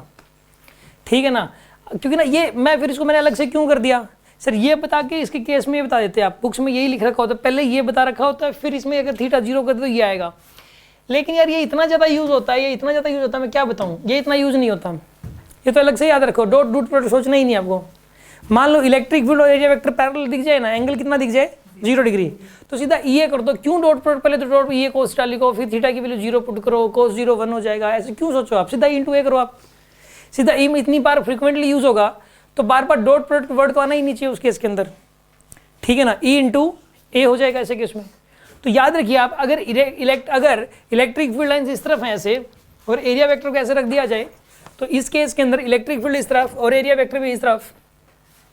ठीक है, तो बताइए फ्लक्स कितना हो जाएगा यहाँ पे? ई इंटू ए। और अगर इस शीट को मैं ऐसे घुमा दूँ तो थोड़ा ऐसे घुमा दिया, अब एरिया वेक्टर तो परपेंडिकुलर ही रहेगा। इस शीट को घुमाएंगे तो ये मार्कर भी घूम गया, मतलब डायरेक्शन भी घूम गया एरिया वेक्टर की। ऐसे घुमाओगे तो ऐसे हो जाएगा, ये ऐसे हो जाएगा। अगर ज़्यादा पेज घुमाओगे तो एरिया वेक्टर नीचे हो जाएगा इस केस में। इसके अंदर ऐसे ही है। अब एरिया वेक्टर को ऐसे कर दिया आपने, यहाँ पे पेज को घुमा दिया, पेज को घुमाने से एरिया वेक्टर भी घूम गया। अब कितना एंगल हो गया इनके बीच का, थीटा। इस केस में फ्लक्स कितना हो जाएगा बताइए, ये cos थीटा। इस केस में फ्लक्स की वैल्यू क्या होगी यहाँ पे, ये cos थीटा। इसको चाहो तो ई डॉट ए लिख सकते हो, अदरवाइज नीड नहीं है, सीधा ये cos थीटा से याद रख सकते हो आप। ये cos थीटा ये यूज होगा ज़्यादातर, ठीक है ना। ये cos थीटा होता है फ्लक्स। एंगल स्मॉलर एंगल लेते हैं। ये कह रहा है कि सर एरिया वेक्टर जो है, इसका एरिया वेक्टर इस तरफ मान लो सर, जो स्मॉलर एंगल है ना वो लेंगे हम लोग। स्मॉलर एंगल यहाँ पर ये वाला बनेगा इसके उसमें, ठीक है ना। 3D अगर प्लेनर ऑब्जेक्ट हो तो, अगर प्लेनर ऑब्जेक्ट है तो जो स्मॉलर एंगल होता है, ठीक है ना, शीट है जैसे, तो वो लेते हैं हम लोग। अब सुनो, कोई डाउट किसी के मन में? अब एक बात बताओ, ये क्वेश्चन करके दिखाओ आप। इलेक्ट्रिक फील्ड ऊपर की तरफ है और इलेक्ट्रिक फील्ड की वैल्यू 10 न्यूटन पर कूलम्ब है, और एक स्क्वायर शीट है ये ऐसे रखी हुई है, इसका एरिया वेक्टर ऊपर की तरफ है। ये 2x2 की शीट है, ये 2 मीटर है, और एरिया वेक्टर इसका ये यहाँ पे काट के एरिया वेक्टर लिख लो इसको। ये एरिया वेक्टर ऊपर की तरफ है, 2x2 की शीट है, और एक रिंग है, इसका एरिया वेक्टर ऊपर की तरफ है, ठीक है। आपको ये बताना है इसमें से कितना फ्लक्स पास करेगा और इसमें से कितना फ्लक्स पास करेगा, बताइए आप।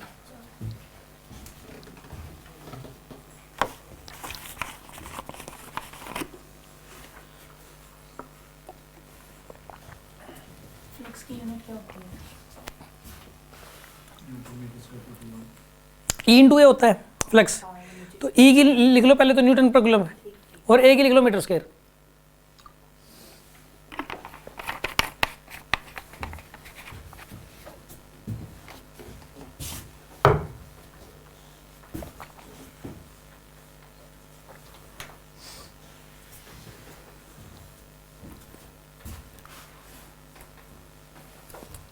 हो गया। सुना आप, पहले रिंग के केस में ई इंटू ए करो आप। ई कितना है यहाँ पे 10, और एरिया कितना है, यानी कितना जगह यहाँ पर, 160 पाई आएगा। Flux to the square sheet कितना जाएगा बताइए यहाँ पे, फिर से ई इंटू ए करोगे आप। ई कितना आएगा यहाँ पे 10, और एरिया कितना आएगा यहाँ पे 4, कितना आएगा यहाँ पर ये 40। यूनिट लिखनी हो ना तो ई इंटू, तो यानी न्यूटन पर मीटर स्क्वायर होती है इलेक्ट्रिक फील्ड की यूनिट, ठीक है ना। और ई इंटू न्यूटन पर कूलम्ब होती है इलेक्ट्रिक फील्ड की। सॉरी ये पूरा गया, sir Q by epsilon note करके कर दो। क्यू बाई एप्सिलॉन थोड़ा करोगे आप इसमें, अच्छा क्यू बाई एप्सिलॉन नोट से ऐसे कर लो। Newton metre square by metre. देखो इलेक्ट्रिक फील्ड कितना है यहाँ पे 10, एरिया कितना है यहाँ पे 4, 2x2 की शीट है तो 40 आएगा। नहीं रिंग का कर रहे हैं हम लोग, पहले रिंग का बताइए। इलेक्ट्रिक फील्ड कितना है यहाँ पे 10 इंटू एरिया कितना है पाई आर स्क्वायर, कितना आएगा यहाँ पर ये 160 पाई।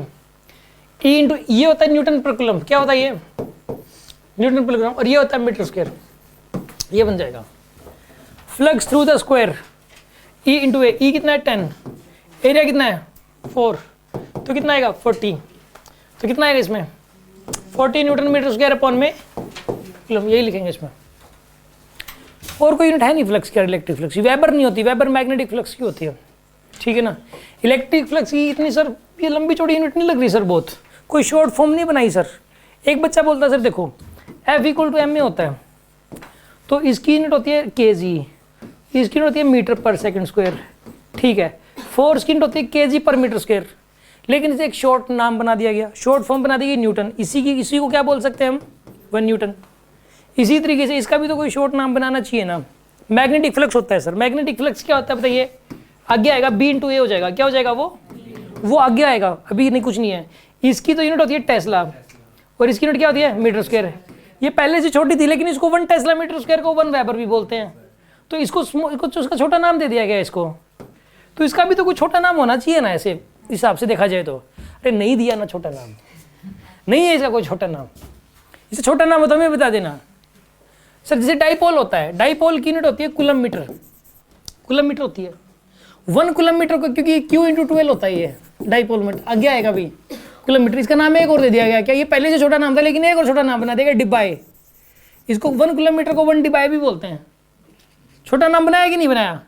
तो सर ये तो देखो कितना खूब, newton metre square upon coulomb, छोटा नाम होना चाहिए था इसका। या मेरी चलती तो मैं बना ही ना देता, चल तो नहीं रही है, ठीक है। ये तो फ्रीक्वेंटली यूज हो रहा है ना, इसकी यूनिट ये तो फ्रीक्वेंटली यूज हो रहा है, इलेक्ट्रिक फ्लक्स। खैर ये बात समझ आ गई कि नहीं आई आपको? और इसमें सीधा ई इंटू ए कर रहे हैं हम लोग, इसमें डॉट प्रोडक्ट वर्ड तो मैंने यूज ही नहीं किया, ठीक है। ये कोई डाउट हो तो बताओ इस बात में, आगे बढ़े जी। ये वाला क्वेश्चन है, ये समझ में आ गया, एक ऐसा डीपीपी में भी क्वेश्चन है और एक ऐसा ही क्वेश्चन टेस्ट में भी आएगा जब आपका टेस्ट होगा। ये क्वेश्चन मैं समझा रहा हूँ, ध्यान से समझना आप।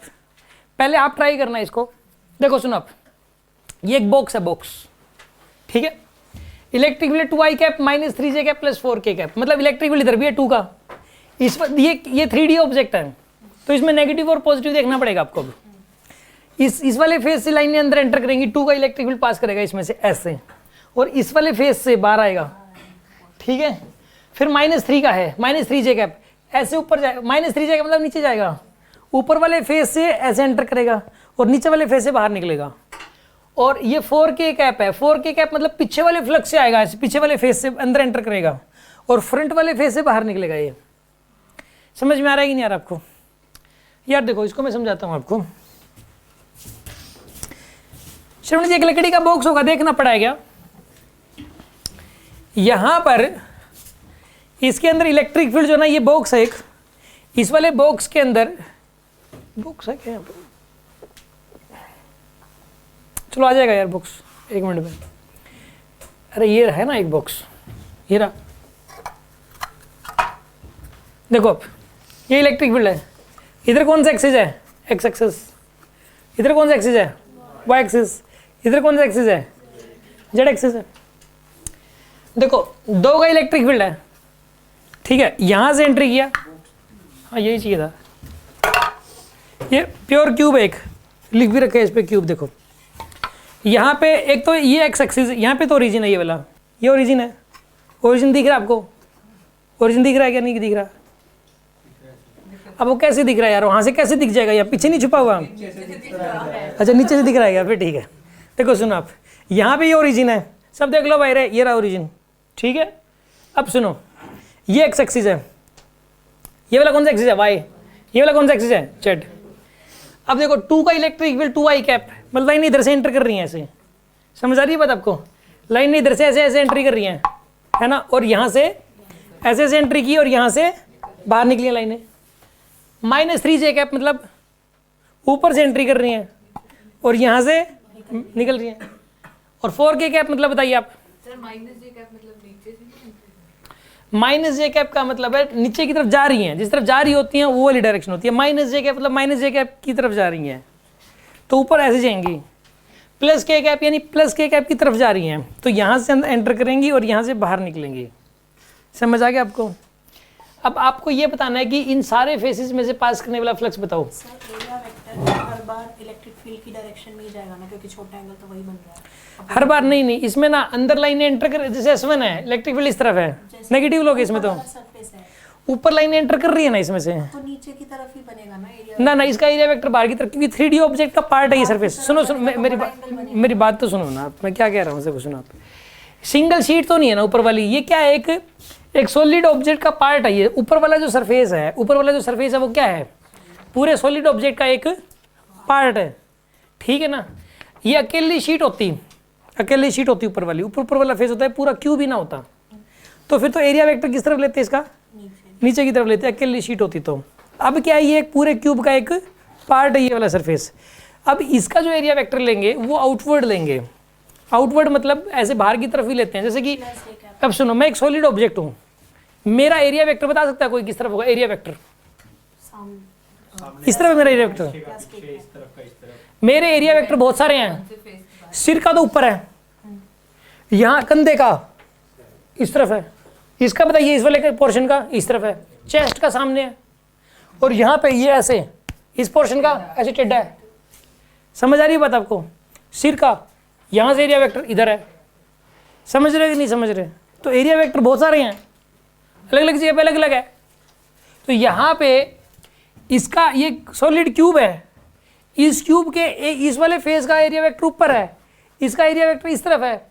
अब सुनो आप, ये क्यूब है एक, इस क्यूब के एरिया वेक्टर देखो कौन कौन से हैं। इस वाले फेस का किस तरफ है, सॉलिड ऑब्जेक्ट है ना एक, इस वाले फेस का है ऊपर, इस वाले फेस का इस तरफ एरिया वेक्टर, इस वाले फेस का एरिया वेक्टर इस तरफ, इस वाले फेस का एरिया वेक्टर इस तरफ, इस वाले फेस का एरिया वेक्टर इस तरफ, और नीचे वाले फेस का एरिया वेक्टर नीचे है, क्योंकि सॉलिड के लिए रूल अलग है। और अगर एक ही शीट हो तो इलेक्ट्रिक फील्ड और एरिया वेक्टर के बीच छोटे वाले एंगल लेते हैं, एक ही शीट हो तो। ठीक है, करो इसको।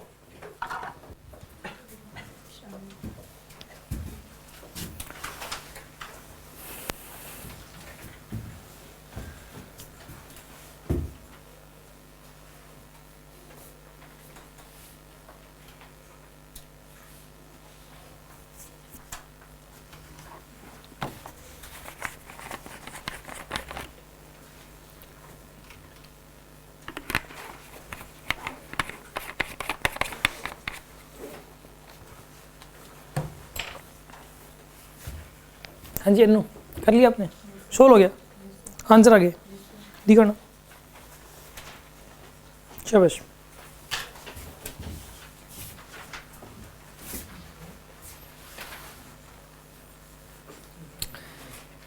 ऐसे तो अन्नू इंटेलिजेंट है, बस काम रफ में करती है।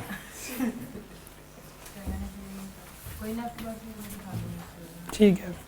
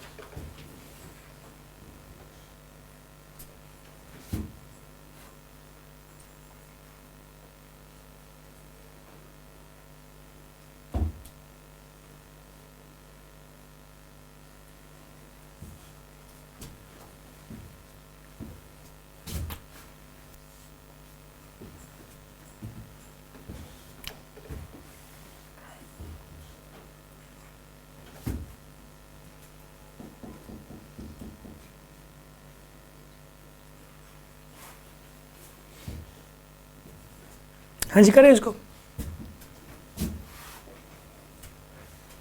करते हैं इसको। देखो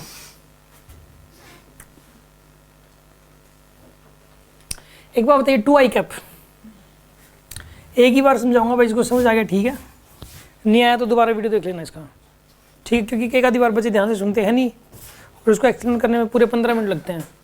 ठीक है, ध्यान से समझना। ये कौन सा एक्सिस है, एक्स एक्सिस, ये कौन सा एक्सिस है भाई, ये कौन सा है, Z. Electric field 2i cap, लाइनें यहाँ से एंटर करेंगी, टक टक लाइनें एंटर करेंगी ना यहाँ से, तो इसमें से पास करने वाला फ्लक्स कैसा होगा, नेगेटिव। तो माइनस ई इंटू ए करोगे आप, माइनस ई। इलेक्ट्रिक फील्ड इधर है, एरिया वेक्टर इधर है, तो कोस 180 हो जाता है, कोस 180 -1 हो जाता है।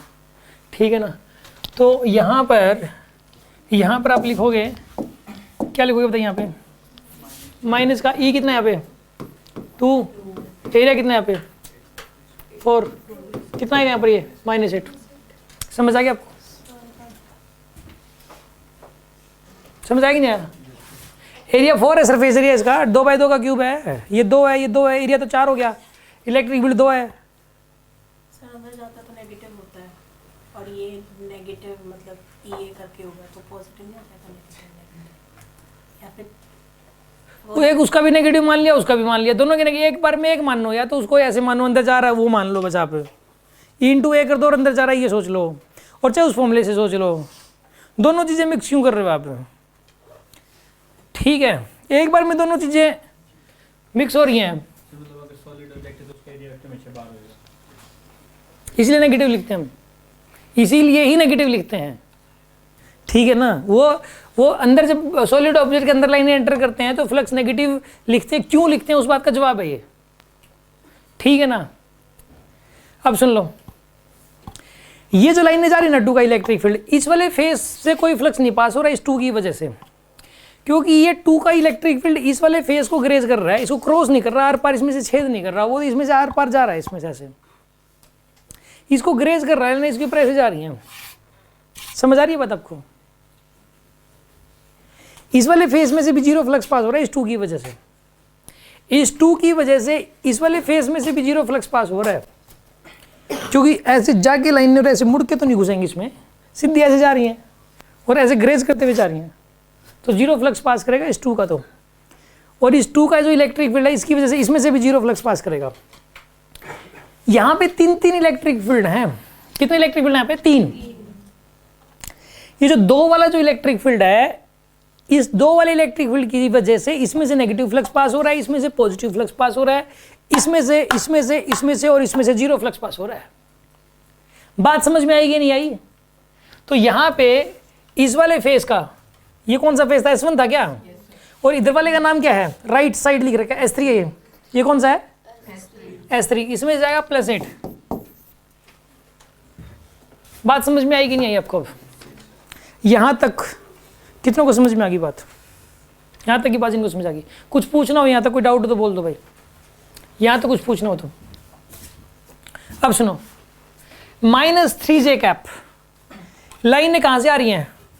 ऊपर से, और यहां से बाहर निकल रही हैं, तो इसमें से नेगेटिव फ्लक्स पास करेगा। इलेक्ट्रिक फील्ड 3, एरिया 4, तो -12 का फ्लक्स इसमें से पास कर रहा है और +12 का इसमें से पास कर रहा है, ठीक है ना। तो ऊपर वाला फेस कौन सा है? S2 है, तो -12 माइनस इलेक्ट्रिक फील्ड कितना है? 3, एरिया कितना है? 4, -12, और नीचे वाला फेस कौन सा है? S4, तो +12 आएगा। और ये वाली जो लाइनें ऊपर से आ रही है ना, ये इस फेस को ग्रेज करते हुए जा रही है, इस फेस को ग्रेज करते हुए जा रही है, इस फेस को ग्रेज करते हुए जा रही है, इस फेस को भी ग्रेज करते हुए जा रही है, चारों फेस को ग्रेज करते हुए जा रही है लाइनें। इस बात समझ में आएगी नहीं आई आपको? कोई डाउट है किसी को इस बात में? S5 और S6 बताइए आप। 4K कैप लाइन है, यहां से एंटर की और यहां से बाहर निकली, यहां से लाइनें एंटर और यहां से बाहर निकली, तो ये वाला फेस नेगेटिव फ्लक्स और इस वाले फेस से पॉजिटिव। ये पीछे वाले का नाम क्या है? S6 बैक लिख रखा है इसके ऊपर ताकि समझ आ जाए। तो नेगेटिव में आएगा, कितना आएगा यहाँ पर? ये -16, S6 ये प्लस आएगा सर, प्लस लगा, और ये वाला कितना आएगा? -16। समझ में आएगी नहीं आया? ये कितने स्टूडेंट को समझ में आ गई बात? ठीक है, फिर ये समझ में आ गया तो अच्छा है। जिनको समझ नहीं आया वो एक बार घर जाके ये बॉक्स को यहीं पर ही कहीं इसको भी घर ले जाएं, ठीक है ना। बॉक्स को लेके सोचें, ठीक है ना, ध्यान से। इलेक्ट्रिक फील्ड लाइन से ऐसे ऐसे ऐसे टक्कर मरवा के देखें, जब तक ये उंगली थोड़ी फूटेंगी नहीं तब तक समझ जाएगा नहीं। जरूरी है यार। खत्म हो गया भैया।